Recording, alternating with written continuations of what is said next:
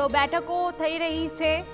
મહારાષ્ટ્રમાં ઉદ્ધવ ઠાકરે અને શરદ પવાર વચ્ચે સાંજે બેઠક, લોકસભાની બેઠકોની વહેંચણીને લઈને થશે ચર્ચા।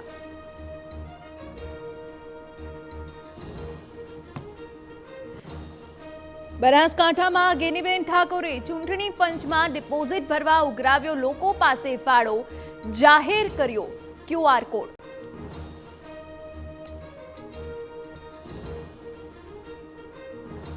સુરતના રાંદેરમાં ઘરફોડ ચોરી કરનારા આરોપીઓને પોલીસે ફિલ્મી ઢબે ઝડપી લીધા। આરોપી સિકંદર અખ્તર અને શંકર જાદવે 50થી વધુ ચોરી કરી હોવાની કબૂલાત।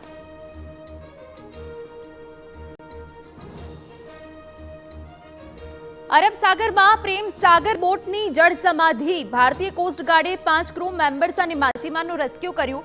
પોરબંદરથી 50 કિલોમીટર પૂર્વમાં દરિયામાં ડૂબી હતી બોટ।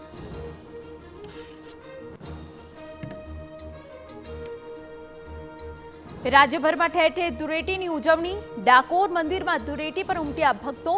અમદાવાદમાં જગન્નાથ મંદિરમાં ચાંદીની પિચકારીથી ઉજવાયો રંગોત્સવ।